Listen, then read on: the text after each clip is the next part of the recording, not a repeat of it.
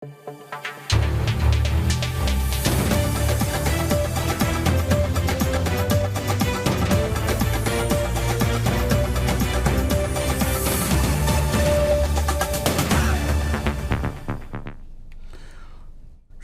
দর্শক, স্বাগত জানাচ্ছি আজকের সম্পাদকীয়তে। সাথে আছে আমি মুস্তফা খন্দকার। ক্ষমতাচ্যুত আওয়ামী লীগ সরকারের মুজিব বর্ষ পালনে প্রায় 983 কোটি টাকা এবং প্রধানমন্ত্রীর এক বছরের খাবারের পেছনে 35 কোটি টাকা ব্যয় হয়েছে সংসদে, এমন তথ্য জানিয়েছেন অর্থমন্ত্রী আমির খসরু মাহমুদ চৌধুরী। অন্তর্বর্তী সরকারের প্রণীত শ্বেতপত্রের তথ্যমতে 1.5 দশকে দুর্নীতি ও ব্যাংক লুটের মাধ্যমে দেশ থেকে পাচার হয়েছে $204 বিলিয়ন। প্রশ্ন ওঠে, বানোয়াট প্রবৃদ্ধি আর দৃশ্যমান অবকাঠামোর চটকদার প্রচারণায় কি এই দুঃশাসন আড়াল করা গেছে? প্রাসঙ্গিক এসব বিষয় নিয়ে আজকের সম্পাদকীয় লুটপাটের খতিয়ান। এ নিয়ে আলোচনার জন্য স্টুডিওতে উপস্থিত আছেন আকবর হোসেন সাংবাদিক, ডক্টর নাহারুল ইসলাম খান অধ্যাপক জাহাঙ্গীরনগর বিশ্ববিদ্যালয় এবং সারোয়ার তুষার যুগ্ম আহ্বায়ক জাতীয় নাগরিক পার্টি। আপনাদের তিনজনকে স্বাগত। আকবর, আপনাকে দিয়ে আমি শুরু করতে চাই। আপনি জানেন যে সংসদে গতকাল অর্থমন্ত্রী এমন একটা তথ্য দিয়েছেন যেটা আসলে আমাদের সবার কাছেই একটা কি বলবো, চমক লাগানো মনে হচ্ছে যে প্রধানমন্ত্রী প্রতিদিন তার খাবার খরচ বাবদ 10 লাখ টাকা ব্যয় করেছেন এবং উনি কিন্তু অনেক সময় কিচ্ছুতার কথা বলেছেন এবং রমজান মাসে উনি ইফতার পর্যন্ত উনি পার্টি দেওয়াকে উনি বিরত থাকতে বলেছেন। তা এই ব্যক্তিগত জীবনে উনি এটা করলেন, আমরা কথা বলি চ্যারিটি বিগিনস অ্যাট হোম, কিন্তু উনি যেটা দেখাচ্ছেন সেটা তো আসলে খুব ভয়াবহ একটা চিত্র। আমি প্রথমে যখন এটা সংসদের ওই কথাটা শুনলাম যেটা অর্থমন্ত্রী বলেছেন, আমার কাছে এটা অবিশ্বাস্য মনে হয়েছিল। তা আমি আবার একটু চেক করে দেখলাম যে এটা কি আসলে 35 কোটি টাকা না, কারণ আপনাকে আমি ভুলে 3 কোটি টাকা পড়লাম। তো দেখলাম যে না, এটা 35 কোটি টাকা। তো এটা উনি বলেছেন যে এক বছরে ওনার খাবারের বিল হয়েছে 35 কোটি টাকা। এখন উনি তো এক বছরেরটা দিয়েছেন। আমি মনে করি যে এখানে গভর্নমেন্টের উচিত এই যে 35 কোটি টাকাটা হয়েছে এটা কোন বছরে, এবং যেহেতু আওয়ামী লীগ সরকার 16 বছরের মতো প্রায় ক্ষমতায় ছিল, তাহলে এই 16 বছর ধরে গণভবনের খাবারের খতিয়ান কী ছিল এটা একটু প্রকাশ করা দরকার। 35 কোটি টাকা ঠিক আছে, এক বছরের কথা উনি বলছেন, এবং এটার একটা আইটেমাইজড বিল হলে পরে ভালো হয় যে কোন বছর কত টাকা খরচ হয়েছে। তো এইটা একটা আসলেই যে আপনি দেখেন যে গণভবনটা এটা ছিল কি, গণভবন তো বাংলাদেশের গত 16 বছর এটা সিম্বল অফ পাওয়ার, তাই না, আওয়ামী লীগের সময়। এবং যত ধরনের যা কিছু সিদ্ধান্ত এটা কিন্তু সব কিছু গণভবন কেন্দ্রিকই হতো। এবং সেখানে আপনি দেখবেন যে একটা সময় এসেছে প্রধানমন্ত্রীর অফিসিয়াল কার্যালয়, যেটা আমরা বলি যে প্রধানমন্ত্রী যেখানে বসেন এই তেজগাঁতে, এই কার্যালয়টা কিন্তু এটা নন ফাংশনাল হয়ে গিয়েছিল এবং তৎকালীন প্রধানমন্ত্রী সেখানে বসতেনও না। শেষের প্রায় 5-6 বছর সেরকম দেখাও যেত না, সব কিছু গণভবন কেন্দ্রিক হতো। এমনকি আওয়ামী লীগের যত সভা সেমিনার যা কিছু হতো সেটাও গণভবনের ভেতরেই হতো। আওয়ামী লীগ বড় বড় সভা করেছে তাদের বিভিন্ন দলীয় নেতাকর্মীদের এনে এই গণভবনের ভেতরে, গণভবনের প্রধানমন্ত্রী যে রুটিন যে প্রেস কনফারেন্স করেন সাংবাদিকদের ডেকে সবুজ লনে, সেখানেও গণভবনে হতো এবং সংস্কৃতির কর্মীদেরকে বিভিন্ন সময় বিভিন্ন উৎসবে ডেকে ওখানে গান টান গাইতেন, সেটাও বঙ্গভবন, সব গণভবন কেন্দ্রিকই ছিল। এখন আমার প্রশ্ন হচ্ছে যে একজন প্রধানমন্ত্রী যখন তিনি ব্যয় করবেন গণভবন কেন্দ্রিক তার অফিসিয়াল রেসিডেন্স, সেখানে ব্যয় হতে পারে, এটা নিয়ে খুব বেশি প্রশ্ন তোলার কিছু নাই, কিন্তু ব্যয়ের লিমিটটা কত, তিনি কি ব্যয়ের লিমিটটা ক্রস করেছেন কিনা এটা দেখার বিষয়। এবং উনি যে তার দলীয় নেতাকর্মীদের এনে সেখানে বড় বড় সভা সমাবেশ করতেন, এই 35 কোটি টাকার মধ্যে ওইখানকার যে হসপিটালিটি বিল সেটা অন্তর্ভুক্ত কিনা এটাও দেখা উচিত। কারণ দলীয় সমাবেশ তো তিনি গণভবনের ভেতরে করতে পারেন না, কিন্তু করেছিলেন।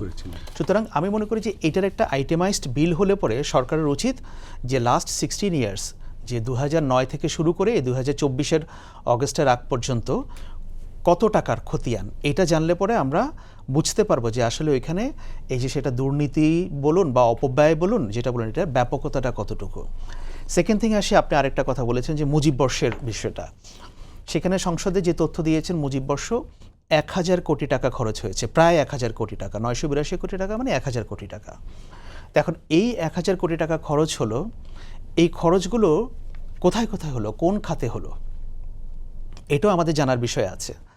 এবং আপনি দেখবেন যে মুজিব বর্ষের নামে একটা অনুষ্ঠান পুরনো তেজগাঁ এয়ারপোর্টে কিন্তু করা হয়েছিল এবং সেই অনুষ্ঠানটা কিন্তু যাচ্ছে তাই একটা অনুষ্ঠান করেছিল।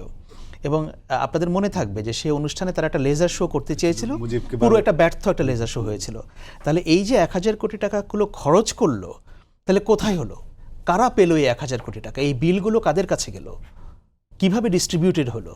সো এটা আমি মনে করি বাংলাদেশের এটা মানুষের নিয়ে একটা কমিটি হয়েছিল কামাল আব্দুল নাসেরের নেতৃত্বে, মুজিব বর্ষ উদযাপন কমিটি। হ্যাঁ। সেখানে অনেক বুদ্ধিজীবীরাও ছিলেন এবং আমলারাও ছিলেন এবং অনেকে কামাল আব্দুল নাসেরের বিরুদ্ধে কিন্তু দুর্নীতির অভিযোগ উঠেছে এই সো এগুলোর একটা সুষ্ঠু তদন্ত হওয়া দরকার।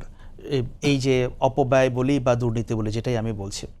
এখন দেখুন, আপনি এই যে টাকাটা খরচ করা হলো, এগুলো কিন্তু সরকার যা কিছু করে এটা কিন্তু ট্যাক্স পেয়ার্স মানি না। আমি, আপনি, আরেকজন, আমরা এখানে যারা আছি, আমরা যে ট্যাক্সটা দিই সেটার এদেশের মানুষের কষ্টার্জিত যে অর্থ, সেখান থেকে যেটা কেটে রাখে সরকার ট্যাক্স বাবদ, সেটা এখানে খরচ হচ্ছে।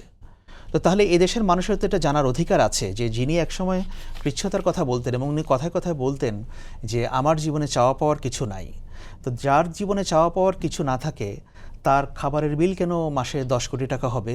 এটা আমার একটা প্রশ্ন। সো আমি মনে করি এটা গভর্নমেন্টের 10 লাখ টাকা, ওভারঅল 1 বছরে 35 কোটি টাকা। সো আমি মনে করি এটা গভর্নমেন্টের রেসপন্সিবিলিটি এখন ইন ডিটেইল এটাকে প্রকাশ করা। আমরা জানতে চাই, এবং অর্থমন্ত্রী যেহেতু সংসদে বলেছেন, সো এটা অফিসিয়াল, এটা অন রেকর্ড, এটা সংসদের প্রসিডিংসে এটা থাকবে। এটা এমন না যে উনি কোনো রাজনৈতিক সমাবেশে গিয়ে বলেছেন, আজকে বলেছেন, এটা কালকে আর থাকবে না, এটার কোনো গুরুত্ব নেই। উনি প্রশ্নের উত্তরে জবাবে বলেছেন এবং যা কিছু বলেছেন এটা যতদিন বাংলাদেশের সংসদ থাকবে এটা লিপিবদ্ধ থাকবে। তার মানে সরকার এটা রিসার্চ করে সেই বিলগুলো নিয়ে জেনে বুঝে জিনিসটাকে তারা ডিসক্লোজ করেছেন। এখন আমরা অপেক্ষায় আছি যে বাকি যে সময়টার কথা বললাম, এই সময়টাতে কি হয়েছে এগুলো তাদের ডিসক্লোজ করা দরকার এবং এটা তাদের রেসপন্সিবিলিটি। ধন্যবাদ। ইসলাম খান, এটা হচ্ছে শ্বেতপত্র যেটা করেছিল ইউনূস সরকার, ইন্টারিম গভর্নমেন্ট, সেখানে উল্লেখ করা হয়েছিল যে বিগত 17 বছর চোরতন্ত্র প্রতিষ্ঠা করা হয়েছিল আমাদের দেশে এবং আমলা এবং বিচার বিভাগের সঙ্গে যুক্ত ছিল। এটা এক ধরনের প্রাতিষ্ঠানিক অবক্ষয়। আপনি তো একজন টিচার, ইউনিভার্সিটিতে পড়ান, আপনার কাছে কি মনে হয় যে এই যে নীতি নৈতিকতা আমাদের আমলা এবং যারা বিচার বিভাগের সাথে জড়িত ছিল তারা যে পর্যায়ে চলে গেছিল, এটাকে পুনরুদ্ধারের জন্য বর্তমান সরকারের পদক্ষেপগুলো আমরা কোনো দৃশ্যমান কোনো পদক্ষেপ দেখছি না। আপনার কাছে সরকারের কোনো দেখেন কিনা, উদ্যোগ দেখেন কিনা এর ধরে? তার আগে আমি বলি আপনাকে যে আপনি যার কথা বললেন ডক্টর ইউনূস, উনার সময় শ্বেতপত্র, ভালো কথা, উনি শ্বেতপত্র করে চোরতন্ত্রের কথা বলেছেন, কিন্তু গত 18 মাসে আপনি দেখেছেন কয়েকজন উপদেষ্টা স্বাস্থ্য চিকিৎসা খাতে কি পরিমাণ ব্যয় হয়েছে, এই কথাগুলোও তো আসতে হবে, তাই না? তাহলে শ্বেতপত্র আপনি বানালেন, আপনি চোরতন্ত্র বলছেন, কিন্তু চোরতন্ত্রের একটা এক্সটেন্ডেড ভার্সন যে লাস্ট 18 মান্থসে ছিল, 18 মাসে, সেটার বিচারটা কে করবে? তার মানে হচ্ছে কি, আপনি যখনই ক্ষমতার জায়গায় যান তখনই আপনি অনেক কিছু বলতে পারেন, বা আমাদের তো এটা একটা ট্রেন্ড আমাদের রাজনীতিতে যে আমরা পূর্ববর্তী কারা কি করেছেন আমরা সেই কথাগুলো বলি, কিন্তু আমি নিজে কি করছি সেটা আসলে খুবই গুরুত্বপূর্ণ দেখা। তবে এই প্রসঙ্গ, যে প্রসঙ্গ নিয়ে আজকে আপনি আপনার টকশোটি শুরু করেছেন, খাওয়া দাওয়া, আপনার কিন্তু এটাতে একটু অ্যাপ্রিসিয়েট করারই দরকার যে বাংলাদেশের প্রধানমন্ত্রী এই মুহূর্তে 175, উনি মনে হয় 160 টাকা বা 150 টাকার খাওয়া খান, এবং আপনারা যখন গিয়েছিলেন তখন মনে হয় 175 টাকার খাওয়া খাওয়িয়েছেন।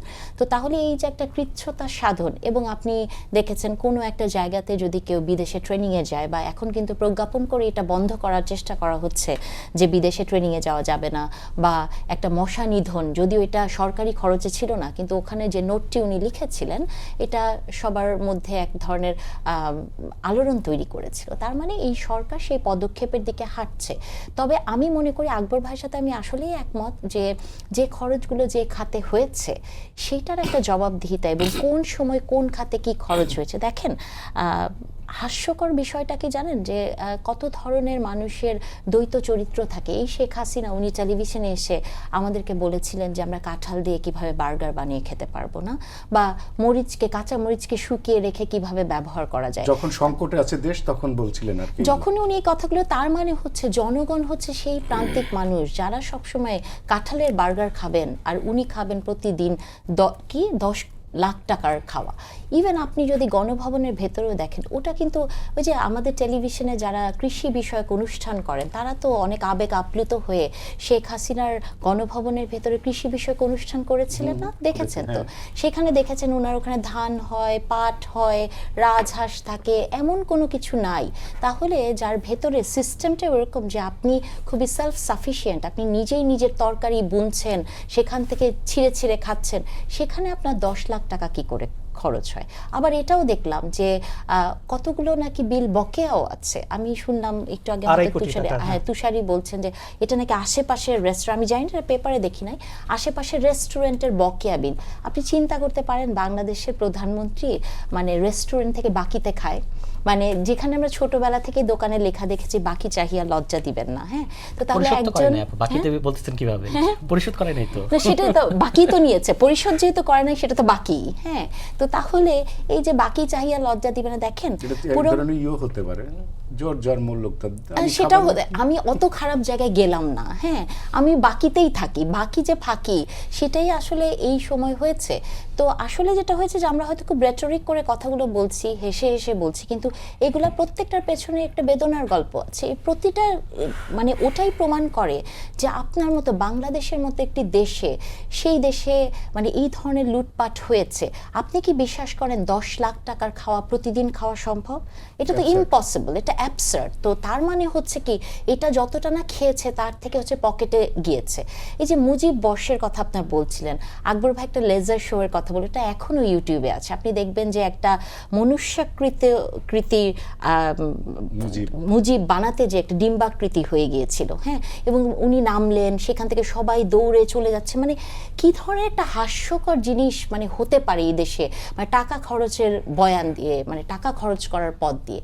তো তাহলে হচ্ছে যে আমি আশা করব যে এই সরকার যে পদক্ষেপগুলো এই মুহূর্তে নিচ্ছে, আপনি দেখেছেন নামকরণের বেলায় উনার এক ধরনের রিজিডিটি আছে, উনি ওখানে চাচ্ছেন না যে ওনার বাবা নামে হোক। কিন্তু অনেক জায়গাতে আবার আমার একটা জিনিস মনে হয় যে ওই নামকরণ বা দলীয়করণ বা পরিবারতন্ত্রের বাইরে যে উনি কিছু চেষ্টা করছেন। কিন্তু একটা জিনিস আমি সরকারকে একটু ক্রিটিসাইজ করতেই চাই, সেটা হচ্ছে যে দেখেছেন 3টা বই 3টাকে স্কুলের লাইব্রেরিতে রাখার জন্য নিষিদ্ধ করা, মানে উনি বলেছেন এটা দরকার নাই এটা করার, কিন্তু আমি মনে করি এটা দরকার আছে। এই কারণে দরকার আছে যে বেগম খালেদা জিয়াকে লেখা যে বইটা এবং জিয়াউর রহমানকে লেখা যে বইটা, বইটার কিন্তু একটা গ্রহণযোগ্যতা আছে। এবং এই বই দুটো হয়তো প্রধানমন্ত্রীটা না রাখা গেলেও কোনো সমস্যা নেই, কিন্তু এই দুইটি বই রাখা প্রয়োজন এই কারণেই যে বাংলাদেশে গত 17 বছর যে ন্যারেটিভ তৈরি করা হয়েছিল, বা সে মানে প্রেসিডেন্ট জিয়াউর রহমান যে মুক্তিযুদ্ধের সপক্ষের একজন মানুষ, তাকে রাজাকার প্রমাণ করার চেষ্টা করা হয়েছে। বেগম খালেদা জিয়াকে দেখেন এখন নিউজ পেপারে আসে যে উনি নাকি উনার বেতন নিতেন না, এতিমখানায় দিতেন, অথচ উনাকে এতিমের টাকা মেরে দেয়ার যে ন্যারেটিভ তৈরি করে খালেদা জিয়াকে যেভাবে করে মানবিক মানে কোনো জায়গার বাইরে যে উনাকে যেভাবে শাস্তি প্রদান করা হয়েছে, আমি মনে করি যে নতুন প্রজন্মটি আছে যারা গত 17 বছরের আগে জন্মেছে, তার বয়স এখন 17, সে 18তে পড়বে, তারও জানার প্রয়োজন আছে যে আসলে এই দেশে কি হয়েছে, বা বেগম খালেদা জিয়াকে বা প্রেসিডেন্ট জিয়াউর রহমানকে। তো আমি মনে করি সরকারের এটা ভাবা উচিত, লাইব্রেরিতে বই থাকা মানেই হচ্ছে আপনাকে বাধ্য করা না, কারো যদি ভালো লাগে সে পড়বে, তার মানে এই পরিবর্তনগুলো হওয়া দরকার।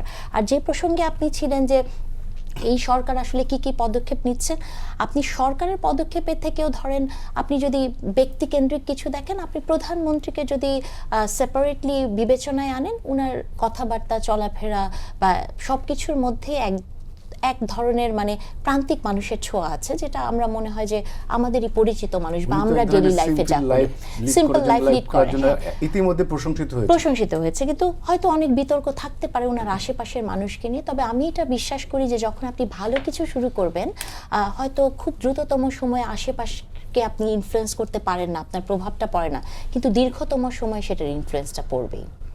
সারোয়ার তুষার, এই যে আমরা যেটা নিয়ে আলোচনা করছিলাম, আমি শ্বেতপত্র নিয়েই কথা বলি, যেহেতু এটা একটা অথেন্টিসিটি আছে এটার একটা, সেখানে বলা হচ্ছে চোরতন্ত্র, বিপুল পরিমাণ অর্থ পাচারের প্রমাণ মিলেছে।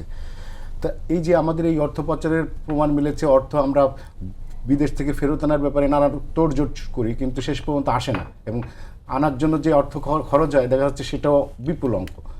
তো আপনার দল এবং আপনার এনসিপি এই পাচার রোধে এবং এই অপচয় রোধে কি ধরনের পদক্ষেপ নেওয়ার কথা মানে সরকারকে পরামর্শ দিতে পারে? জি, আপনাকে ধন্যবাদ। ওই শ্বেতপত্রে তো এটা খুব হালকা করে বলা হয়েছে চোরতন্ত্র, আসলে এটা একটা মহা লুটতন্ত্র ছিল, মানে অবিশ্বাস্য রকমের। $234 বিলিয়ন বছরে পুরো সময়কালে বাংলাদেশ থেকে পাচার করেছে। এবং আমাদের এখানকার যে ঔপনিবেশিক শাসন বা যেগুলো ছিল, আপনি যদি জানি না এটা নিয়ে কোনো স্টাডি হয়েছে কিনা, কিন্তু যদি তুলনা করা যায় তাহলে দেখা যাবে যে এটা সেই সমস্ত ওই মানে সংখ্যাগুলোকেও অনেক বেশি ছাপিয়ে গেছে। এবং এখানে আইনুরিটা হচ্ছে যে আপনার দেশেরই সরকার যারা ছিল তারাই এই কাজটা করেছে, তাদের পুরো সিন্ডিকেট সহ। এখন এটা যে কোনো রাজনৈতিক দল, আমরা তো বটেই, সবাই আমরা চাই যে টাকাগুলো বাংলাদেশে ফেরত আসুক, কারণ এই মুহূর্তে একটা ইকোনমিক রিসেশনের মধ্যে আমরা আছি, চাপের মধ্যে আমরা আছি। সরকার একটা বড় বাজেট দিয়েছে, ওই বাজেটের আমাদের প্রধান সমালোচনা কিন্তু এটাই ছিল যে আপনার টাকাটার সংস্থানটা কোথা থেকে আসবে। তো সেই কারণে যদি এই টাকাটা আনা যায় বাংলাদেশে, এই পাচার করা টাকা, লুট করা টাকা, তাহলে অবশ্যই এটা আমাদের জন্য ভালো। কিন্তু মুশকিল হচ্ছে এটা অন্তর্বর্তী সরকারের সময় তৎকালীন গভর্নর চেষ্টা করেছিলেন বাংলাদেশ ব্যাংকের, তিনি সম্ভবত কয়েকটা বিদেশি প্রতিষ্ঠানের কাছ থেকে কিছু বিনিয়োগও আনার চেষ্টা করেছিলেন, মানে এই টাকা উদ্ধার করার জন্য তো টাকা প্রয়োজন। সেটা সম্ভবত খুব বেশি দূর আগায় নাই। এখন এটা বর্তমান সরকারের এই প্রায়োরিটি নেওয়া উচিত। সম্ভবত পার্লামেন্টও এটা অর্থমন্ত্রী প্রতিশ্রুতি দিয়েছেন যে তারা এটা চেষ্টা করবেন। কিন্তু সম্ভবত টাকাটা বাংলাদেশ থেকে নিয়ে যাওয়া যত সহজ, ফেরত আনা ততই কঠিন। মানে ওই যে সমস্ত দেশে তারা টাকাগুলো রাখছে, যে অনেকে আমরা শুনেছি এগুলো ক্রিপ্টোকারেন্সি করে রাখে, নানা রকম করে এগুলো টাকাগুলো এমনভাবে রেখে দিচ্ছে, অনেক ক্ষেত্রে নিজের নামে রাখছে না, এটা অন্য কারো নামে রাখছে। এটা পুরো জিনিসটা নেটওয়ার্কটা শনাক্ত করা এটা খুবই ডিফিকাল্ট। কিন্তু আমি মনে করি এটা অসম্ভব না। সরকারের যদি সে সদিচ্ছা থাকে, আন্তর্জাতিক এ ধরনের নিশ্চয়ই অনেক প্রতিষ্ঠান আছে, তাদের সহযোগিতা নিয়ে যদি আমরা এটা বের করতে পারি, তাহলে কত টাকা আনতে পারলাম তার চেয়ে গুরুত্ব হচ্ছে, এটা একটা অন্য প্রতীকী গুরুত্ব আছে। প্রতীকী গুরুত্বটা হচ্ছে যে বাংলাদেশের অবৈধ একটা সরকার এই যে কাজটা করেছে, টাকা পাচার করেছে, নির্বাচিত আরেকটা সরকার এসে জনগণের টাকা ফেরত আনার জন্য তারা উদ্যোগ নিয়েছে। এটাকে বার্তাটা কিন্তু পুরো পৃথিবীব্যাপী এটা খুব ভালো একটা বার্তা যাবে। এবং বিশ্বের বিভিন্ন জায়গায় যেখানে যেখানে এই পলাতক আওয়ামী লীগাররা পালিয়ে আছে, সেই সমস্ত সরকারকেও আমরা এটা বলতে পারবো যে তোমরা যাদেরকে আশ্রয় দিচ্ছ তাদের কিন্তু এই ব্যাপার আছে। আরেকটা জিনিস হচ্ছে যে ধরেন এই যে কিছুদিন আগে বেনজিরের একটা ঘটনা, তো বেনজিরকে দুবাই তো সম্ভবত, তাই না, দুবাইয়ের, তো তিনি কিন্তু যেটা শুনলাম যে এই যে তাকে বাংলাদেশে ফেরতে আনা হবে, এটা থেকে বাঁচতে গিয়ে নিজের নামে মামলা করিয়েছেন দুবাইয়ে। যার অর্থ হচ্ছে যে ওখানে যদি তার বিরুদ্ধে মামলা থাকে, তাহলে সেটা মীমাংসা হওয়ার আগ পর্যন্ত তাকে কিন্তু ফেরত আনা যাবে না। তো তার মানে তারা বাংলাদেশে আসতে, মানে তারা জানে একটা মামলা করিয়েছে নিজ উদ্যোগে, নিজেই করিয়েছে। এত টাকা লুট করেছে যে সেই লুটের টাকা দিয়ে নিজে ওখানে ঘুষ টুস খাওয়ায় আবার নিজের নামে মামলা করানো যাচ্ছে। তো এটার এখন পর্যন্ত সরকার তো চেষ্টা, আমরা যেটা শুনেছি যে সাথে সাথেই বোধহয় কাগজপত্র পাঠিয়ে দেওয়া হয়েছিল এবং একটা টিমও বোধহয় গেছে তাকে আনার জন্য। পরের আপডেটটা আমরা জানি না, এটাও সরকারের উচিত আমাদেরকে আপডেট দেওয়া যে, এবং এখানে কোনো রাগঢাক করার কিছু নাই। যদি কি বাধা আছে সেটাও বলতে হবে যে সে এই কাজটা করে রেখেছে, এই কারণে তাকে আনতে এই প্রতিবন্ধকতাটা পোহাতে হচ্ছে। বাংলাদেশের মানুষ তো আপনার সাথে আছে এই ইস্যুতে, বিরোধী দলগুলো আপনার সাথে আছে এই ইস্যুতে। বেনজিরকে আপনি আনবেন কিংবা এরকম একটা ক্রিমিনাল সর্দারকে পৃথিবীর যে কোনো প্রান্ত থেকে আনবেন, বাংলাদেশের প্রত্যেকটা মানুষ তার যে কোনো রাজনৈতিক বিশ্বাস থাকুক সে সরকারের পক্ষে থাকবে। ফলে এখানে সরকারের অনেক শক্তিটা অনেক বড়, নৈতিক শক্তিটা অনেক বড়। তাকে এটা ব্যবহার করা উচিত যে আমরা এটা তো আনতে চাচ্ছি কিন্তু এই সমস্যা হয়ে গেছে বা এরকম আছে, সেটা ক্লিয়ার করা উচিত। এখন দেখেন, যেটা নিয়ে প্রথমে কথাটা শুরু হলো যে আমি হিসাব করে দেখলাম যে বছরে যদি 35 কোটি টাকা হয় খাওয়ায় দাওয়ায়, প্রতিদিন সেটা হয় 9,58,000 টাকা, ঘন্টায় হয় 39,000 টাকা, মিনিটে হয় 665 টাকা, আর সেকেন্ডে হয় 11 টাকা। আপনি এত ক্যালকুলেটিভ, মানে 1 সেকেন্ডে 11, এটা অবশ্য আমি বের করি না, আমি একটা জুলাইয়ের একটা পেজ, তারা এই হিসাবটা দেখিয়েছে যে 1 সেকেন্ডে 11 টাকা মানে খাওয়ার পেছনে খরচ হয়েছে বছরব্যাপী। এবং যেটা আপা বললেন এটাও আমরা শুনেছি যে আশপাশে যে রেস্তোরাঁগুলো ছিল গণভবনের আশপাশে, যেগুলো দামি রেস্তোরাঁ, অভিজাত রেস্তোরাঁ, সেখান থেকে কিন্তু এরকম খাবার আনা হতো। এবং এটা এই যে কেন এত বড়, এত তীব্র এবং সমাজের সর্বস্তরের মানুষের অংশগ্রহণের একটা গণঅভ্যুত্থান হয়েছে, এটার পেছনে কিন্তু এই যে নাবিশ্বাসগুলো, ব্যক্তিগত পরাজয়ের গল্পগুলো, যারা এই জুলুমের মধ্যে ছিল, তারা কিন্তু আপনি দেখেছেন না, ছাত্রদের, জনতাকে সর্বস্তরের মানুষ সহযোগিতা করছে পানি দিয়ে, যার যেটা আছে। এটা কেন? কারণ শেখ হাসিনা এরকম ঘৃণিত হয়ে গেছিলেন বাংলাদেশে। এখন আপনি দেখবেন যে ওই যে জাতীয় ঐক্যমত্য কমিশন বসলো না অন্তর্বর্তী সরকার আমলে, তাদের খাওয়া দাওয়া নিয়ে এক জাতের সিনিয়র সাংবাদিক, আপনি নিজে সাংবাদিক, আপনি জানেন যে আজকাল, কিংবা আকবর ভাইয়ের সাংবাদিক, আজকাল কাদের সিনিয়র সাংবাদিক বলা হয়, যে এক ধরনের সিনিয়র সাংবাদিক যারা আসলে গুপ্ত আওয়ামী লীগ, তাদের কিন্তু একটা ফেক ফিগার ধরে জাতীয় ঐক্যমত্য কমিশনের যা বাজেট ছিল সেটারও আবার বেশিরভাগটা তারা তহবিলে ফেরত দিয়েছে, এবং তারা একটা হিসাব দিয়েছে যে কত টাকার কি খাওয়া দাওয়া হয়েছে। এটা নিয়ে তাদের ঘুমের অন্ত নাই। গ্রামীণ ব্যাংকের কত টাকা কর মৌকুফ করেছে ইউনূস সাহেব, এটা নিয়ে তাদের খুব মাথা ব্যথা। যদিও তারা খুব ডিস্টর্টেড ফিগার এবং ভুল তথ্য এখানে দিয়ে থাকে, পরবর্তীতে ফ্যাক্টস ফাইন্ডিং আমার প্রত্যেকটা বের হয়। কিন্তু এই যে জিনিসটা তাদের আপনি গত কয়েকদিন এটা অর্থমন্ত্রী পার্লামেন্টে তোলার পরে আজকে পর্যন্ত কোনো একজন সিনিয়র সাংবাদিক এটা নিয়ে টকশোতে কোনো কথা বলেন নাই যে এই অবিশ্বাস্য। বরং গতকালকে আমি যেখানে একটা টকশোতে ছিলাম, এক সিনিয়র সাংবাদিকের মতো আরেকজন সিনিয়র আইনজীবী, এই সিনিয়রদের যন্ত্রণার মধ্যে আমরা আছি, তো উনি বলতেছেন যে শেখ হাসিনার বিরুদ্ধে 1 টাকার মামলা দুর্নীতির প্রমাণ দেখাতে পারবেন? এটা টকশোতে বসে অন রেকর্ড বলছে। পরে আমি বলছি যে কী বলেন, $234 বিলিয়ন বাংলাদেশ থেকে পাচার হয়েছে এবং প্রত্যেকটা টাকা পাচারের সাথে শেখ হাসিনার এবং তার পরিবারের হাত আছে। কিন্তু ওনারা দিব্যি এগুলো বলে দিচ্ছেন। ডক্টর ইউনূসের ওই যে 666 কোটি টাকা যে গ্রামীণ কর মওকুফ করা, এটা কিন্তু একটা ভুল তথ্য। তথ্যটা হচ্ছে যে আগেই যেগুলো ক্ষুদ্র ঋণ দিত গরিব জনগণকে, তারা যে তাদের আয়করটা আগে থেকেই রেয়াত দেওয়া ছিল, আগে থেকেই মওকুফ করা ছিল। শেখ হাসিনা বরং এসে 2017 সালে না 21 সালে ইউনূসকে মানে আপনার করার জন্য এই করটা বসায় এবং সেখানে এনবিআর তার কাছে 666 কোটি টাকা তখন দাবি করে। সেটাও গ্রামীণ ব্যাংক না, গ্রামীণ কল্যাণ নামক আরেকটা অলাভজনক প্রতিষ্ঠানের, যেটা আপনার আগে 1983 সালে আইন ছিল যে আপনার অলাভজনক এবং গরিবদেরকে ঋণ দেয় যে সকল প্রতিষ্ঠান, তাদের কাছ থেকে কর নেওয়া হবে না। পরে তাকে রাজনৈতিক প্রতিহিংসার বশত হয়ে ওখানে আপনি কর বসিয়েছেন এবং 666 কোটি টাকা দাবি করা হয়েছে গ্রামীণ কল্যাণের তরফ থেকে। সেটা 2017 সালে ইউনূস সাহেব মামলা করেছিলেন। ওই মামলা রায় এসেছিল অন্তর্বর্তী সরকারের আমলে। একটা জিনিস শুধু এখানে আপনি সমালোচনা করতে পারেন যে উনি সরকারে থাকা অবস্থায় এই মামলার একটা আসা উচিত হয় না, উনার হয়তো এটা নির্বাচিত সরকারের উপর নির্ভর করা উচিত ছিল। এইটুকু ঠিক আছে, কিন্তু বাকি সব তথ্য তো আপনার ভুয়া। এই ভুয়া তথ্যগুলো কিন্তু তারা দিয়ে যাচ্ছে, কিন্তু এই যে আসল ফ্যাক্টস 900 কোটি টাকার উপরে মুজিব বর্ষে এবং খাওয়া দাওয়ায় 35 কোটি টাকা, এটা নিয়ে কিন্তু কোনো আলোচনা আপনি এই সিনিয়রদের কাছে দেখবেন না। একবার ফরাসউদ্দিন আহমেদ, উনি তত্ত্বাবধায়ক কি বলে অর্থনীতিবিদ, সাবেক গভর্নর এবং আওয়ামী লীগ ঘনিষ্ঠ বলে সবাই চিনে থাকে। উনি আমরা যে তত্ত্বাবধায়ক সরকার নিয়ে এত আন্দোলন করলাম, এই 17 বছর হাসিনা থাকার পেছনে তত্ত্বাবধায়কের একটা ভূমিকা ছিল যে উনি ওটা তুলে দিয়েছেন এবং যে বিচারপতি এইটা তুলে দিয়েছিল তিনি জেলেও গেলেন। এখন উনি এসে বলছেন যে তত্ত্বাবধায়ক সরকার দরকার নেই, আমলাতন্ত্রের প্রতি ওনার বিশ্বাস নেই, উনি চান দলীয় সরকারের অধীনে নির্বাচন হোক আরও 10-12 বছর। তো বিষয়টাকে আপনি কীভাবে মূল্যায়ন করবেন? আমি এই প্রসঙ্গে আসার আগে 30 সেকেন্ড একটু প্রফেসর নাহারিন খান এবং সারোয়ার তুষারের কথার প্রসঙ্গে একটু বলি। যে প্রফেসর নাহারিন খান বলেছেন যে ওই যে উপদেষ্টাদের চিকিৎসার ব্যয়ের কথা, এটা একটা লজিক্যাল প্রশ্ন। যে দেখেন কোনো উপদেষ্টা, একজন উপদেষ্টা দেখলাম উনি 87 লাখ টাকা পর্যন্ত ব্যয় করেছেন চিকিৎসার জন্য, ধর্ম উপদেষ্টা। হ্যাঁ, এখন এইটা হয়তো ইল্লিগাল না, গভর্নমেন্টের প্রসিডিউর উনি এটা পাবেন, কিন্তু ব্যাপারটা নৈতিক না, এটা অনৈতিক, এটার অপটিক খুব ব্যাড। আমার কথা হলো যে আপনারা যদি এতই অসুস্থ থাকবেন তাহলে উপদেষ্টা হওয়ার দরকার কি ছিল এই অসুস্থতা নিয়ে? চিকিৎসার জন্য, তাই না? বরং আপনারা রেস্ট নিতেন, চিকিৎসা নিতেন নিজের খরচে, সেটা ভালো। হ্যাঁ, সো এটা নিয়ে আমি এটা নিয়ে খুবই ক্রিটিক্যাল যে এটা হওয়া উচিত না। আর সারোয়ার তুষার যেটা বললেন যে প্রফেসর ইউনূসের যে গ্রামীণ ব্যাংকের কর অব্যাহতির প্রসঙ্গে আপনিও টাচ করেছেন, এখানেও ইল্লিগাল কিছু হয় নাই, কিন্তু এটাও দেখতে ভালো দেখায় নাই। আপনি ক্ষমতায়, আমি ক্ষমতায়, কিন্তু আমি কি করে, যেহেতু প্রফেসর ইউনূসের সঙ্গে গ্রামীণ এই ব্র্যান্ডটা অ্যাসোসিয়েটেড, সুতরাং ওনার এটা উচিত হয় নাই ওনার সময়কালে এটা ঘটনা। কারণ আমার স্পষ্ট মনে আছে যখন প্রফেসর ইউনূসকে হ্যারাস করছিল আওয়ামী লীগ সরকার, ব্যারিস্টার মওদুদ আহমদ বিএনপির তৎকালীন খুব সিনিয়র নেতা, তিনি বলেছিলেন যে একবার যে আমরা যদি ক্ষমতায় আসি প্রফেসর ইউনূসের সম্মান ফিরিয়ে দেওয়া হবে। এবং আমি এটা খুবই ক্লোজলি জানি যে প্রফেসর ইউনূসের ব্যাপারে বেগম খালেদা জিয়া এবং বিএনপির এন্টায়ার সিনিয়র লিডারশিপের প্রচণ্ড রকমের একটা সিম্প্যাথি, সফট কর্নার ছিল তখন। তা আমার কথা হলো যে ওনাদের 1 বছর ওয়েট করলে কি হতো?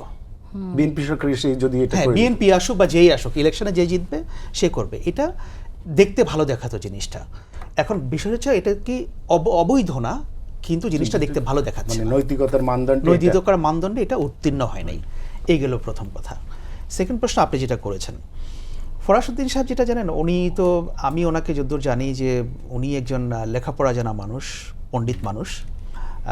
ওনার অনেক লেখা আমি বিভিন্ন সময় পড়েছি, কিন্তু আমার কাছে মনে হয় কি বাংলাদেশ এপিএস ছিলেন, হ্যাঁ, শেখ মুজিবুর রহমানের এপিএস ছিলেন, বাংলাদেশ ব্যাংকের গভর্নর ছিলেন আওয়ামী লীগ যখন 96-এ ক্ষমতায় আসলো তখন। সো ওনার আওয়ামী লীগ অ্যাফিলিয়েশন নিয়ে কোনো দ্বিধা নাই, কোনো প্রশ্ন নাই। কিন্তু আমার কাছে মাঝে মধ্যে মনে হয় কি যে ওনারা কি আসলে বাস্তবতায় বসবাস করেন নাকি কোনো অবাস্তব জগতে, পরাবাস্তব কোনো কিছুতে ওনারা বসবাস করেন? এটা আমার দেখে খুব অবাক লাগে যে বাংলাদেশের কেয়ারটেকার গভর্নমেন্টটাকে বরাবরই একটা ব্র্যান্ডিং করা হচ্ছে কি আমলাতান্ত্রিক, অনির্বাচিত সরকার। তো ভাই, আমাদের দেশের ডেমোক্রেসি আমাদের মতো করে চলতে পারে না নাকি পারে না? এই কেয়ারটেকার গভর্নমেন্ট ইস্যুকে কেন্দ্র করে বাংলাদেশে 3টা ইলেকশন নাই হয়ে গেল। এদেশের মানুষ ভোট দিতে পারলো না। অ্যান্ড দিস ওয়াজ প্রুভেন, মানে এটা এমন না যে আমরা খুব হাওয়ার উপরে কথা বলছি বা অনুমান ভিত্তিক কোনো কথা বলছি। তিনটা নির্বাচন ছিল এটা সাক্ষী যে একটা নির্দলীয় সরকার না থাকলে পরে নির্বাচনের কি দশা হয়। আমরা যাই কিছু বলি না কেন, দিন শেষে যাহা রাষ্ট্র বাংলাদেশের প্রেক্ষাপটে, যাহা রাষ্ট্র তাহাই সরকার, তাহাই নির্বাচন কমিশন, তাহাই আরও অন্যান্য সব কিছু। সুতরাং এখানে যদি কোনো ইম্পার্শিয়াল গভর্নমেন্টের আন্ডারে নির্বাচন পরিচালনা না হয়, বাংলাদেশের হিস্ট্রিতে আমরা যেটা দেখলাম যে এটা অসম্ভব ফ্রি অ্যান্ড ফেয়ার ইলেকশন করা। তো এখন উনি এই মুহূর্তে এসে এই কথাগুলো কেন বললেন? আমার ধারণা যে ওনারা হয়তো এখন আর বাস্তবতায় বসবাস করেন না। বাংলাদেশের রাজনীতি কী, বাংলাদেশের মানুষের চাহিদা কী, বাংলাদেশের রাষ্ট্র ব্যবস্থা কীভাবে চলে, এটা যে চলে অনেক বদলে গেছে, মানুষের আকাঙ্ক্ষা যে বদলে গেছে, এগুলো নিয়ে ওনাদের এখন আর কোনো পড়াশোনাও নাই, কোনো অবজারভেশনও নাই। হ্যাঁ, এখন এই জন্য আমার ধারণা যে এইগুলো না থাকার কারণে, দেশের মানুষ, দেশের রাজনীতি এগুলো না থাকার কারণে ওনার হয়তো এটা উনি বলেছেন। কিন্তু উনি যদি প্রকৃত অর্থে বাংলাদেশের পলিটিক্যাল সিস্টেম, বাংলাদেশের ভোটিং বিহেভিয়ার এবং নিকট অতীত পর্যালোচনা করতেন, নিকট অতীত উনি পর্যালোচনা করেনই নাই, দ্যাটস ট্রু, সেই জন্য উনি এই কথা বলেছেন, তাহলে ওনার মুখ দিয়ে আমার ধারণা এই কথা বলা হতো না। যাই হোক, যেহেতু উনি এই প্রোগ্রামে নাই, আমার নর্মালি যেটা হয় যে আমি যারা কোনো একজন ব্যক্তি যে এই প্রোগ্রামে থাকবে না, হয়তো ওনার সামনে বললে জিনিসটা ভালো হতো, একটা ডিবেট হতে পারতো। তারপরে উনি যেহেতু ওনার কথাটা পাবলিকলি এসছে, এটা কোনো প্রাইভেট কনভারসেশন না, সেই জন্য আমি বললাম। নাহিদ ইসলাম খান, আমরা খবরের কাগজে দেখলাম এবং বিবিসিতেও দেখলাম যে পাবলিক বিশ্ববিদ্যালয়ে গবেষণার অর্থ বরাদ্দের কর্তৃত্ব এখন ইউজিসির হাতে চলে গেছে এবং অনেকে বলছে এর জন্য এতে করে আমলাতান্ত্রিক জটিলতা বাড়বে এবং এখন যে পাবলিক বিশ্ববিদ্যালয়ের যে গবেষণার কথা বলা হয় যে গবেষণা হয় না, আর এই অবস্থা যদি চলে তাহলে তো গবেষণা কেউ করতে চাইবেও না, নিরুৎসাহিত হবে। তো এই বিষয়টা আপনি একজন শিক্ষক হিসেবে কিভাবে দেখছেন? আসলে এইখানে আজকে এই কথাটা পাবলিক বিশ্ববিদ্যালয়ের একজন শিক্ষক হিসেবে কথা বলাটা একটু আমি আসলে কনফিডেন্সটা ওরকম পাচ্ছি না, কারণ তুষার আছেন, তুষার বলেছেন যে পাবলিক বিশ্ববিদ্যালয়ে সব গর্ধব শিক্ষকরা আছেন এবং তারা কেউ রিসার্চ করেন না, এরকম একটি কথা। এবং তুষার 100 জন পাবলিক বিশ্ববিদ্যালয়ের শিক্ষকের মতো পড়াতে পারেন, পিএইচডি ডিগ্রির, এরকম অনেক ক্রিটিসাইজ করেছেন। তো যেহেতু এরকম একজন ক্রিটিসাইজ করেছেন এবং উনি আমার পাশে আছেন, আমি জানি না পাবলিক বিশ্ববিদ্যালয়ের একজন শিক্ষক হিসেবে কথাগুলো আমি কেমন করে বলবো। তবে তার আগে আমি আসলে বলতে চাই যে পাবলিক বিশ্ববিদ্যালয় বাংলাদেশের এমন একটা জায়গা যেখানে আপনি 20 টাকায় পড়াশোনা করেন। হ্যাঁ, এবং বাংলাদেশের পাবলিক বিশ্ববিদ্যালয় এমন একটা বিশ্ববিদ্যালয়, তুষাররা খুব ক্রিটিসাইজ করতে পারে পাবলিক বিশ্ববিদ্যালয়ের শিক্ষকদের, গর্ধব বলতে পারেন, বা এইসব পিএইচডির নাকি কোনো মূল্য নাই, ওনারা পড়াশোনা না করেন বা একাডেমিক ডিগ্রি না পেয়েও ওনারা তাদেরকে পড়াতে পারেন, সেই যোগ্যতা তারা রাখেন, আমি অ্যাপ্রিসিয়েট করি। কিন্তু পাবলিক বিশ্ববিদ্যালয়ের এই শিক্ষকরা, আপনি কি জানেন যে এই যে অনুদানটির কথা আজকে আপনি বললেন বিবিসিতে উঠেছে, এটি সবসময় ইউজিসি থেকে পাবলিক বিশ্ববিদ্যালয়ে দেওয়া হতো এবং পাবলিক বিশ্ববিদ্যালয়ের শিক্ষকরা সেটি একটা আমাদের রিসার্চ প্রজেক্ট জমা দিতে হয়, সেটার বেসিসে এই টাকাটা পায়। আপনি জানেন টাকার অ্যামাউন্ট কত হয়? শেখ হাসিনার একদিনের খাওয়া হচ্ছে 10 লাখ টাকা। পাবলিক বিশ্ববিদ্যালয়ে প্রতি বছর এই অনুদান থেকে আমরা কত টাকা পাই জানেন? 60 থেকে 1,10,000, এই পরিমাণ টাকার মধ্যেই টাকাটা থাকে, আগে আরও কম ছিল।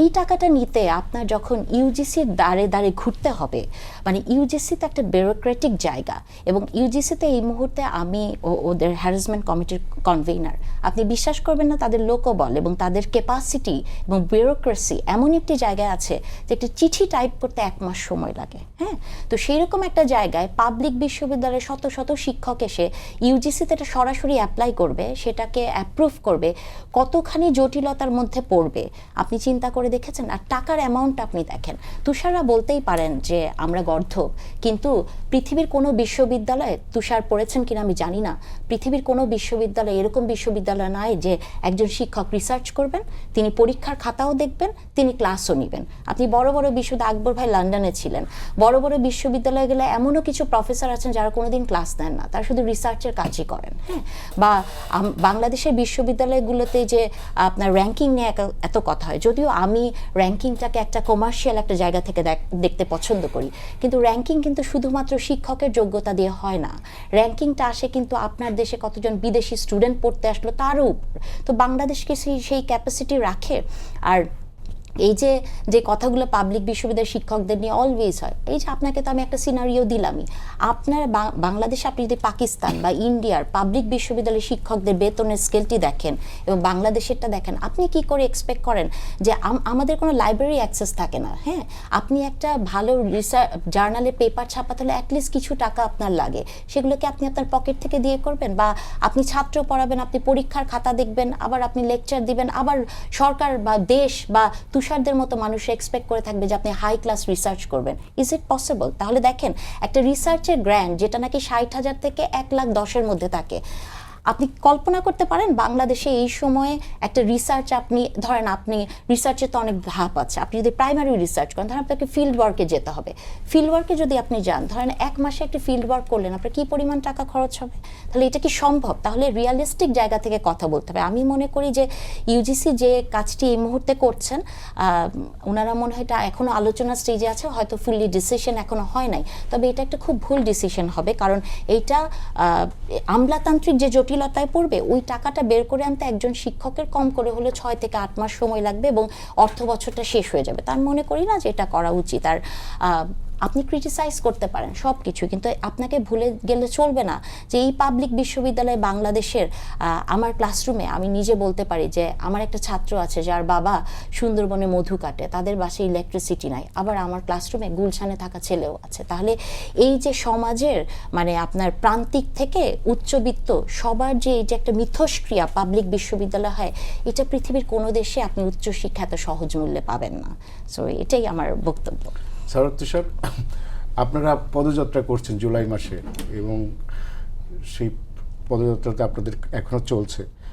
এই সরকারের কি আপনার কাছে কি মনে হচ্ছে, আপনারা কি মনে করেন এই সরকার আপনাদের জুলাইয়ের যে আকাঙ্ক্ষা, যে জুলাইয়ের যে আমাদের যে অভ্যুত্থান হয়েছিল সেটা ধারণ করে চলছে? আচ্ছা, এই প্রসঙ্গে বলবো, তার আগে একটু এটা একটু রেসপন্স করি। উনি খুবই, আমি অবাক হলাম আর কি, খুবই অপ্রাসঙ্গিকভাবে উনি, আপনি প্রশ্ন করেছেন ইউজিসি নিয়ে, উনি পুরো উত্তরটা দিলেন তুষাররা এভাবে আসলে হয় না। আমি তো আপনাকে যথেষ্ট রেসপেক্ট করি এবং উনি আমার কথাটাকে খুব মানে ডিস্টর্ট করে বললেন এখানে। আমি কখনোই এভাবে বলি নাই, যেহেতু উনি শুনেছেন পৃথিবীর সমস্ত বা বাংলাদেশের সমস্ত ইউনিভার্সিটি শিক্ষকরা গর্দভ, আবার তুষাররা বলতে কী জিনিস সেটাও আমি আসলে বুঝি না, কারণ বক্তব্যটা আমার ছিল এবং আপনি সেটা নিয়ে আমাকে জিজ্ঞেস করতে পারেন এবং সেটাও প্রাসঙ্গিকভাবে জিজ্ঞেস করতে হবে। অন্য প্রশ্নের উত্তরে এটা বলাটা ঠিক হয় নাই। আমি খুব স্পেসিফিকভাবে ওখানে বলেছিলাম কিছু গর্দভ শিক্ষক তো অবশ্যই আছে, সবার তো নিজের দিকে এটা টানার দরকার নাই। যারা ভালো শিক্ষক, প্রকৃত শিক্ষক, শিক্ষার্থীরা পছন্দ করেন, ভালো পড়াতে পারেন, একাডেমিক এক্সেলেন্স আছে, তাদের তো আমার কথা অফেন্ডেড হওয়ার কিছু নাই। নিয়োগ আমরা দেখি না কী ধরনের নিয়োগ হয়েছে এবং ট্র্যাশ পিএইচডি কি নাই, সব পিএইচডি, এটা মানে কি এই যে আমি নিজে তো প্রচুর পিএইচডির হোল্ডারদের অ্যাডমায়ার করি এবং তাদের অনেক মানে কী বলে তাত্ত্বিক পজিশন থেকে অনেক কিছু শিখি, কিন্তু ওটা একটা খুব স্পেসিফিক মন্তব্যকে উনি আপা যেভাবে বলেছেন, আমি মনে করি যে এটা উনি আমার সাথে ওনার কোনো শত্রুতা নেই, উনি এভাবে না বললেও পারতেন, ওনার ইউজিসি নিয়ে উত্তর দেওয়া উচিত ছিল, কারণ আপনার ওই প্রসঙ্গটা অনেক সিরিয়াস। সেই তুলনায় আমার মন্তব্যটা একটা আপনি বলতে পারেন রেটরিক্যাল একটা মন্তব্য ছিল, সেটা দিয়ে এটা আসলে হয় না। এর বাইরে আপনি যেটা বললেন যে জুলাই পদযাত্রার বিষয়ে আকাঙ্ক্ষা, আমার কাছে মনে হচ্ছে এখানে বিএনপির মধ্যে সবসময় একটা টানাপোড়েন আছে। টানাপোড়েনটা কি, যে প্রধানমন্ত্রী সহ বিএনপির আপনি দেখবেন যে যারা শীর্ষ ছাত্রনেতা আছে তাদের জুলাইয়ের ব্যাপারে তাদের কমিটমেন্টটা আমরা দেখেছি। যেমন দেখবেন ছাত্রনেতা আবিদ একটা টক শোতে গিয়ে বলেছেন যে জুলাইকে নিয়ে যদি কেউ উল্টাপাল্টা কথা বলে জিপ টেনে ছেড়ে ফেলবো। এখন আমি বলি আপার স্টাইলে, এই কথা যদি এনসিপিকেও বলতো তাহলে আপারা একেবারে আমাদের মানে ঘুম হারাম করে ফেলতেন যে কীরকম ভায়োলেন্ট কথা বলছে। কিন্তু আবিদ বলাতে এটা কোনো ইয়ে হয় নাই। আবার আপনি দেখবেন যে ছাত্রদল সভাপতি রাকিব ভাই, উনি তো জুলাইয়ের রাজপথে থাকা মানুষ, উনি কি বলেছেন প্রধানমন্ত্রীর উপস্থিতিতে, আওয়ামী লীগের সমস্ত অফিস আমরা গুড়িয়ে দিয়েছি, আগুন দিয়ে জ্বালিয়ে দিয়েছি। আমি কিন্তু এটা সাপোর্ট করি, কারণ আওয়ামী লীগের আপনি গেস্টাপো বানিয়েছিলেন ওখানে, আপনি ওখানে কনসেন্ট্রেশন ক্যাম্প বানিয়েছেন, ওখানে মানুষকে নিয়ে নির্যাতন করেছেন, জিগাতলার অফিসে ছাত্রদেরকে নিয়ে আপনি নির্যাতন করেছেন। তাহলে মানুষের ক্ষোভ তো শুধু ছাত্রদলের না, মানুষের ক্ষোভ তো ওটার উপর পড়বেই, সবার আগে ওটা আক্রান্ত হবে, এটাই খুব স্বাভাবিক ছিল। কিন্তু ধরেন এই কথাটা, এই কাছাকাছি ধরনের কথা যদি এনসিপি কিংবা বৈষম্যবিরোধী ছাত্র আন্দোলনে কেউ বলতো, তাহলে এই নাহারিন আপারাই যেভাবে আমাদেরকে আক্রমণ করতেন, এটার কোনো মানে আমি ভেবে মানে জাস্ট শিহরিত হই যে এই কথাটা যদি আমাদের মুখ থেকে আসতো কীভাবে উনি রিয়াক্ট করতেন। এবার একটা কথা বলি, যে আপনি বললেন যে বিএনপি সরকার এটার পথে আছে, সংস্কার এসব নিয়ে তো কথা বলাই যাবে, অনেক বলেছি আপনার শোতে। অন্য একটা প্রসঙ্গে বলি, সম্প্রতি পাবনায় গিয়েছি আমরা পদযাত্রায়, সেখানে গিয়ে দেখলাম সরাসরি পয়েন্ট ব্ল্যাঙ্ক যে নেতা গুলি করেছে, আওয়ামী লীগের যে নেতা ছাত্রদের উপরে, সে পাবনা শহরে বীর দর্পে ঘুরে বেড়াচ্ছে, তাকে প্রশাসন কিছু বলছে না, রাজনৈতিক শেল্টার আছে তার। এই কারণে এটা আমাদেরকে বলেছে শহীদ পরিবার, তারা মামলা করতে ভয় পাচ্ছে। এটা আমাদের বলেছে আন্দোলনকারীরা, যাদেরকে ফোন দিয়ে হুমকি দেওয়া হচ্ছে যে তোমাদেরকে আমরা দেখে নিব। সেই নেতা কিভাবে, আওয়ামী লীগের সেই নেতা এখনও পাবনা শহরে আছে, কারণ ওইখানকার স্থানীয়দের অভিযোগ হলো বিএনপির যিনি ওখানকার এমপি, তিনি এই শেল্টারটা দিচ্ছেন। আমি জাস্ট এই কথাটাই একটা রাজনৈতিক সমাবেশে বলেছি, আমার একটা দায়িত্ব, আমাকে যেহেতু মানুষ জানিয়েছে। এরপরে যেটা হলো, আমার কুশপুত্তলিকা দাহ করলো বিএনপি, আমার ইয়ের উপরে জুতার মালা ঝুলিয়ে দিল তারা, আমাকে অবাঞ্ছিত ঘোষণা করলো পাবনায়, বললো যে এনসিপি কোনো কার্যক্রম করতে পারবে না পাবনায়, ইত্যাদি ইত্যাদি, এসব তারা করলো। ইন্টারেস্টিং, আপনি করেন, প্রতিবাদ করেন, সেটা একটা স্বাধীনতা থাকতে হবে। বাট যেটা আমার কাছে ইন্টারেস্টিং মনে হয়েছে, এই পুরো ঘটনায় আমার যেটা অভিযোগ তাদের উপরে ছিল যে আপনার আবু সাঈদ হচ্ছে সেই খুনি যে এখনও পাবনায় বীর দর্পে আছে। এই সমস্ত কর্মকাণ্ড থেকে একবারও বিএনপি নেতারা বলে নাই যে তাকে আমরা গ্রেফতার দেখতে চাই। তো এটাও কিন্তু, এই বাস্তবতাগুলোও কিন্তু আছে লোকাল পর্যায়ে। এর বাইরে ধরেন জুলাইয়ের আকাঙ্ক্ষার মধ্যে অনেকগুলো বিষয়, আরেকটা গুরুত্বপূর্ণ বিষয় হচ্ছে জুলাই জাদুঘর। জুলাই জাদুঘর নিয়ে অনেক তুঘলকি কাণ্ড ঘটে যাচ্ছে পর্দার আড়ালে, আমরা কিন্তু সেগুলোর ব্যাপারে জানতে পারছি না। আমরা দেখেছি যে এটা কিন্তু প্রধানমন্ত্রীরই চাওয়া ছিল যে গণভবনটাকে জুলাই জাদুঘর বানানো। তাহলে বিএনপি সরকারের টোটাল এন্টায়ার রাষ্ট্রের এখন তো প্রধানমন্ত্রীর এই বক্তব্যকে বাস্তবায়ন করা ছাড়াও ভিন্ন অন্য কোনো কাজ নাই। কিন্তু সচিবদের বিরুদ্ধে এরকম শোনা যাচ্ছে যে আওয়ামীপন্থী সচিব, উদ্বোধনের একটা তারিখ ঠিক হয়েছে না?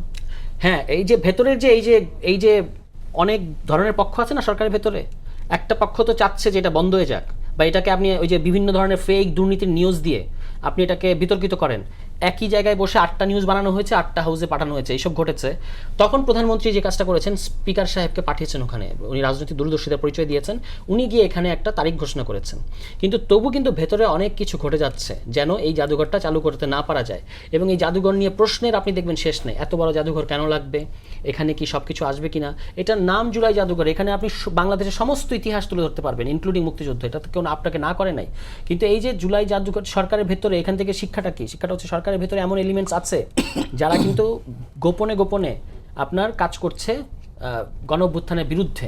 এবং বিএনপিকে, এটা আকবর ভাইয়ের একটা অ্যানালাইসিস আমি খুবই পছন্দ করি, উনি বিভিন্ন জায়গায় বলেছেন যে তাদের একটা টার্গেট হলো যে বিএনপি যে গণঅভ্যুত্থান শক্তি না, গণঅভ্যুত্থানে এটা সামহাও হাজির করা এবং এটাকে এনসিপি, জামাত, অন্তর্বর্তী সরকার এভাবে দেখানো। এখন সেটা হয় কি যে আমাদের যে কোথায় দুঃখ লাগে, আমরা বিএনপির বিরোধী দল হতে পারি, কিন্তু যখন আমাদেরকে আক্রমণ করা হয়, এই কথিত সিনিয়র সাংবাদিক এবং কথিত সিনিয়র বিশ্লেষকরা যখন আমাদেরকে আক্রমণ করে, তখন বিএনপির এতে খুশি হওয়া উচিত না এবং তাদেরকে প্রমোট করা উচিত না। কারণ হচ্ছে তারা আমাদেরকে আজকে আক্রমণ করলেও তারা ছবলটা আসলে মারতে চায় বিএনপিকে, যেভাবে তারা 15 বছর বিএনপিকে মেরেছে। যে লোক তারেক রহমানকে আইএসআইয়ের এজেন্ট বলেছে, যে লোক তারেক রহমানকে পাকিস্তানের চর বলেছে, জিয়াউর রহমানকে পাকিস্তানের চর বলেছে, আপনার বেগম খালেদা জিয়া, যেটা আপা বলেছেন যে বেগম খালেদা জিয়াকে এতিমের টাকা আত্মসাৎকারী হিসেবে করেছে, তাকে তো প্রধানমন্ত্রী ফোন দিতে পারেন না। এটা আমার কাছে অবিশ্বাস্য লাগে। একটা গণতান্ত্রিক সমাজে কাউকে টলারেট করা আর কাউকে ঘটা করে তাকে প্ল্যাটফর্ম দেওয়া, দুটো কিন্তু দুই জিনিস। হ্যাঁ, আমরা আয়নাঘর বানিয়ে তাদেরকে ওই আয়নাঘরে রাখবো না, কিন্তু তাদেরকে আমি ঘটা করে প্ল্যাটফর্মও দিতে পারি না, যারা কিনা এখনও মননে মগজে নানাভাবে এখনও এসে প্রশ্ন করে যে আসলে স্নাইপারটা কে গুলি করলো, স্নাইপারটা কি আসলে পুলিশই গুলি করেছে নাকি কোনো এক মার্কিন এজেন্ট ওই ছাদের কোণা থেকে গুলি করে মেরে ফেলেছে। এগুলো কিন্তু তারা প্রকাশ্যে বলে। তারা আওয়ামী লীগ সরকার কিছুই করে নাই, দুধে দেওয়া তুলসী পাতা এগুলো বলে। তারা বলে যে শেখ হাসিনার দেশে আসবে, তাকে তো আপনি কোনোভাবে আটকাতে পারবেন না, এই সময় এই ধরনের কথাগুলো বলে। তাদেরকে কারা স্পেস দিচ্ছে? এখানে তথ্যমন্ত্রী, ধরেন মিডিয়ার কথা যদি বলি, এখানে তথ্যমন্ত্রীর ভূমিকাটা কী? তথ্যমন্ত্রীর ছাড়া যিনি বিএনপির হোস্টদের, আলোচকদেরকে টকশো থেকে অপমান করে শিষ্টাচার বহির্ভূতভাবে বের করে দিতেন, তাকে কিভাবে আবার একটা চ্যানেলে ফেরত আনা হচ্ছে, সেই ব্যাপারে তথ্য মন্ত্রণালয়ের ভূমিকা কথা। এবং তিনি এসছেন ভালো কথা, তিনি কিন্তু তার ভুল বুঝতে পেরেছেন ব্যাপারটা তা না। এখনও তিনি বলেছেন তাহলে কি আমরা আওয়ামী লীগ আমলে 18 মাস তো আরও বেশি খারাপ ছিলাম, এগুলো তারা বলে যাচ্ছে।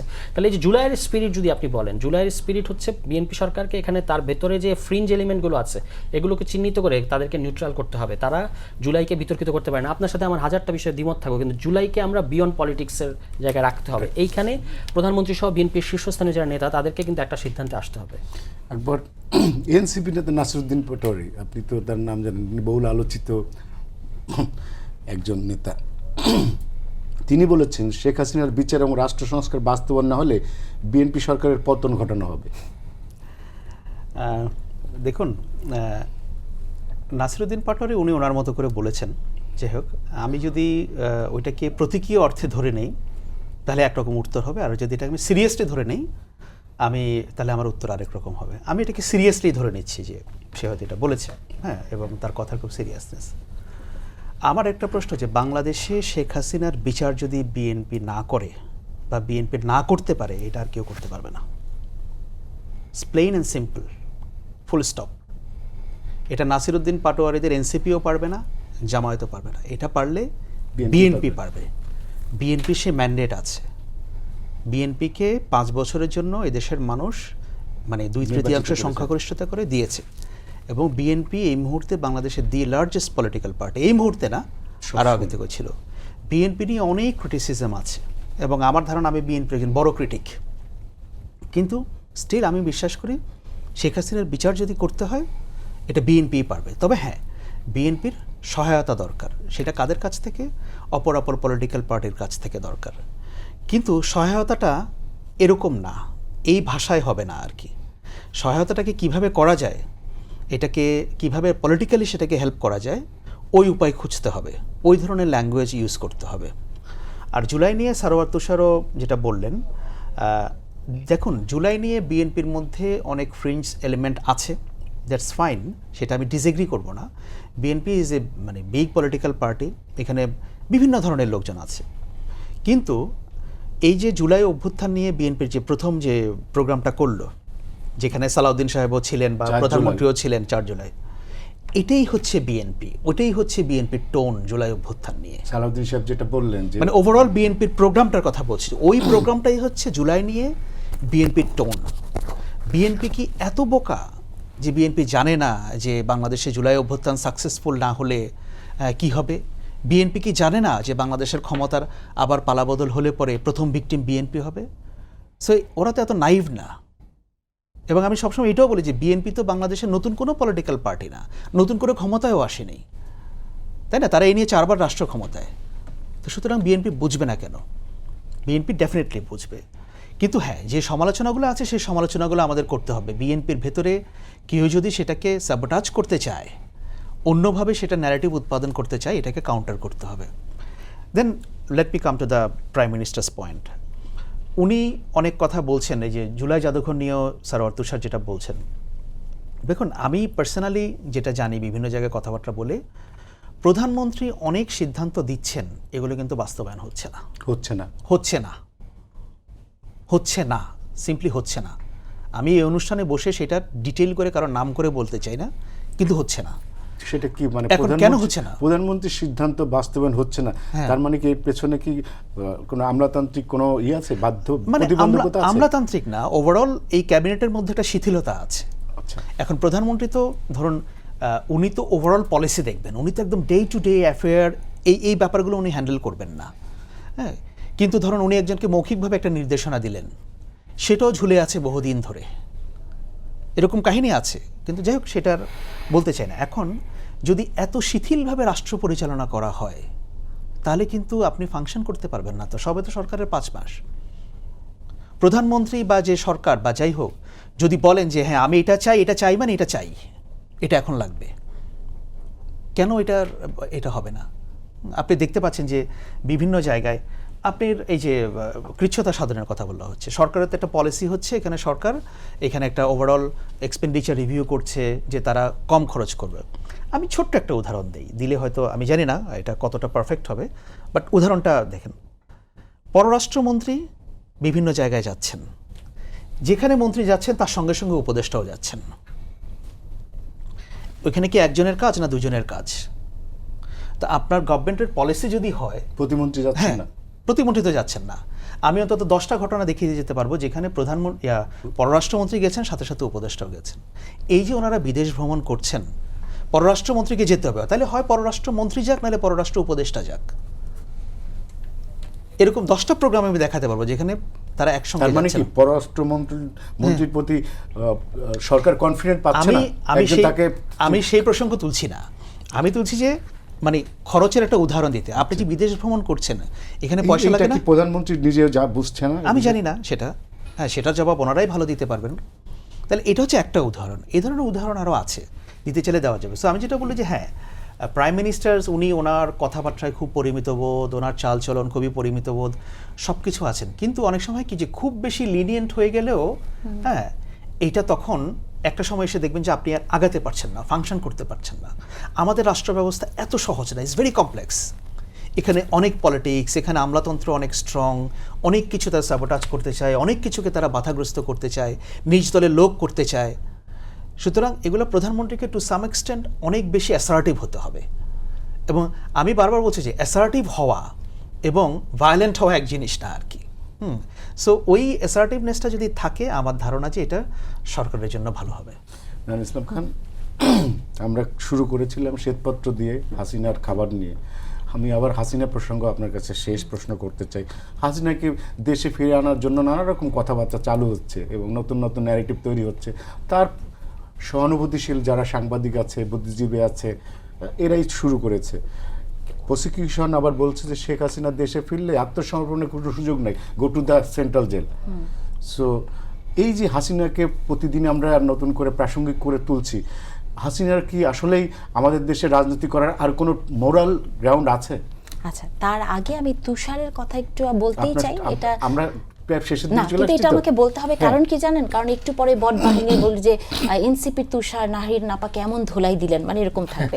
তো যেহেতু ও কথাটি বলেছেন, যে কথার মধ্যে ছিল যে আপারা, হ্যাঁ আপারা, এবং আমি কেন, দেখেন এটাকে ও বলছে না অপ্রাসঙ্গিক। যখনই আপনি ইউজিসি ফান্ডিং, বিশ্ববিদ্যালয়ের শিক্ষক, পাবলিক বিশ্ববিদ্যালয়ের শিক্ষক নিয়ে কথা বলবেন, তখন তুষারের যে কমেন্টটা, এটা একটি পলিটিক্যাল দলের একজন বড় নেতার কমেন্ট, তো তার মানে হচ্ছে এটা ভেরি মাচ প্রাসঙ্গিক। এটাকে আপনি একজন সাধারণ মানুষের কমেন্ট হিসেবে দেখতে পারবেন না। আর তুষার বললেন যে আমরা যদি এরকম করতাম আপারা, তাহলে আমাদেরকে, আপনি যে ছেলেটির নাম নিলেন নাসিরউদ্দিন পাটোয়ারি, আপনি কয়েকদিন আগেই প্রধানমন্ত্রীকে যে সময় 1/11-এর পরে তাকে যে শারীরিক নির্যাতন করা হয়েছিল, সেটা নিয়ে নাসিরউদ্দিন পাটোয়ারি যে মকারি করেছেন বা যে ধরনের কথা বলেছেন, এরপরও কিন্তু নাসিরউদ্দিন পাটোয়ারি ভালোভাবেই এই দেশে আছেন।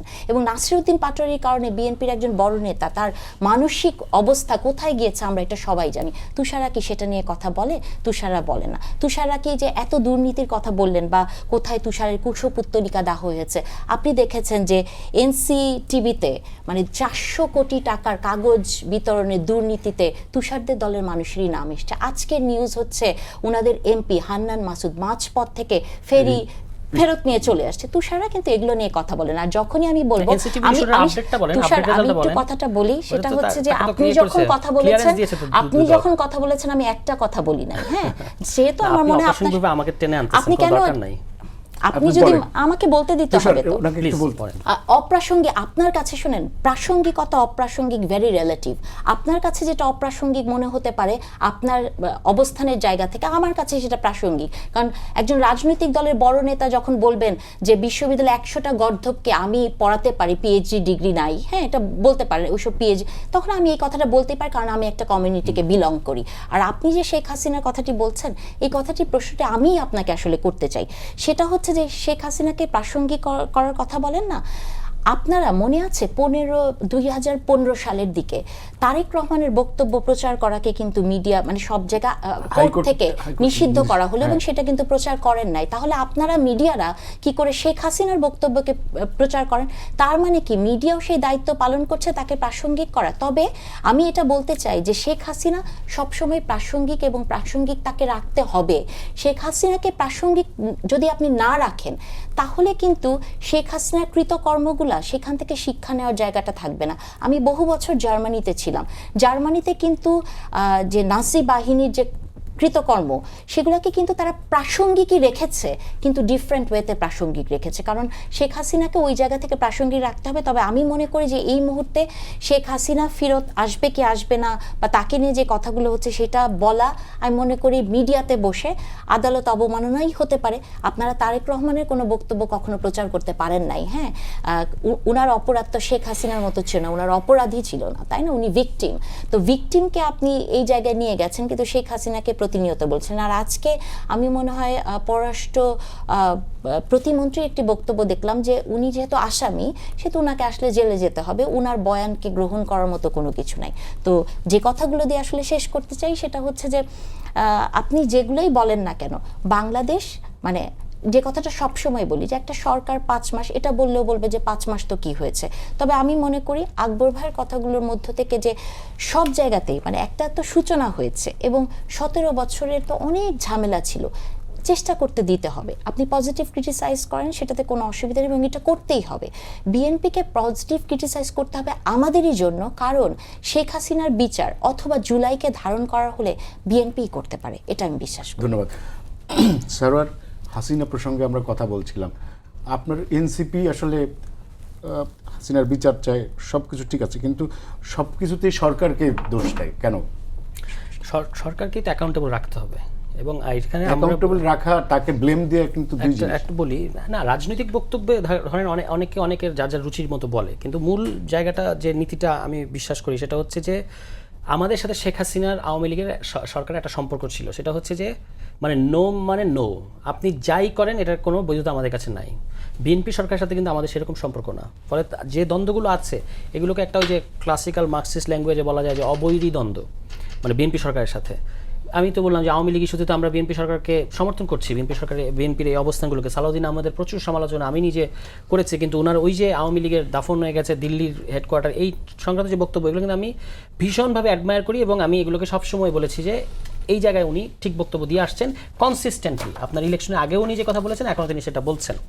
চিফ প্রসিকিউটর গতকালকে একটা গুরুত্বপূর্ণ কথা বলেছেন, ওইটা বলি শেখ হাসিনা প্রসঙ্গে। উনি বলেছেন যে এটা তো শেখ হাসিনার ইচ্ছা অনিচ্ছার বিষয়ে নাই। উনি যেভাবে বলছেন যে উনি সিদ্ধান্ত নেবেন, আসবেন এবং আত্মসমর্পণ করবেন, ব্যাপারটা উনার এটা G2G, দুই গভর্নমেন্টের উপর নির্ভর করছে এবং আরও অনেকগুলো ভূরাজনৈতিক বিষয়ের উপর নির্ভর করছে। যেটাই ঘটুক শেখ হাসিনা আসবে এবং সেটা হবে হস্তান্তর প্রক্রিয়ায়। আমাদের যে বন্দি প্রত্যর্পণ যে চুক্তিটা আছে সে অনুযায়ী ভারত সরকার বাংলাদেশ সরকারের কাছে আপনার হস্তান্তর করবে, এখানে আত্মসমর্পণে কিছু নাই। ওনাকে হস্তান্তর করবে, বাংলাদেশ সরকার তাকে রিসিভ করবে এবং তার সে অনুযায়ী তার যে দণ্ড হয়েছে সেই দণ্ড অনুযায়ী তার শাস্তি হবে। শেখ হাসিনার ইচ্ছার উপর তো ব্যাপারটা এরকম নয়। আপনারই যদি ইচ্ছা হয় আপনি চলে গেলেন কেন, আপনি পালালেন কেন দেশ থেকে? বাংলাদেশে তো এই যে ইদানিং এটা খুব চর্চা হচ্ছে যে লক্ষণ সেনের পরে তো আর কোনো শাসক গত 800 বছরে এই ভূখণ্ড ছেড়ে পালায় না। তাও লক্ষণ সেন তো থেকে নদিয়া থেকে এদিকে এসে পালিয়েছিলেন, আপনি তো এখান থেকে নদিয়া আজকে যে দেশের অংশ সেই দেশে দিল্লিতে চলে গেছেন। ফলে শেখ হাসিনার এগুলো হচ্ছে আপনার, আমার কাছে মনে হয় যে ভারতও কিছু কিছু বার্তা দেওয়ার চেষ্টা করছে, এগুলো শেখ হাসিনার স্বাধীন বক্তব্য আমার কাছে সেরকম মনে হয় না। ধন্যবাদ। আমাদের সময় প্রায় শেষ। সারোয়ার তুষার, ডক্টর নাহানুল ইসলাম এবং আকবর হোসেন, আপনাদের তিনজনকে ধন্যবাদ আমাদেরকে সময় দেওয়ার জন্য। দর্শক, এই ছিল আজকের সম্পাদকীয়তে। আগামীকাল আবার দেখা হবে একই সময়ে। শুভরাত্রি সবাইকে।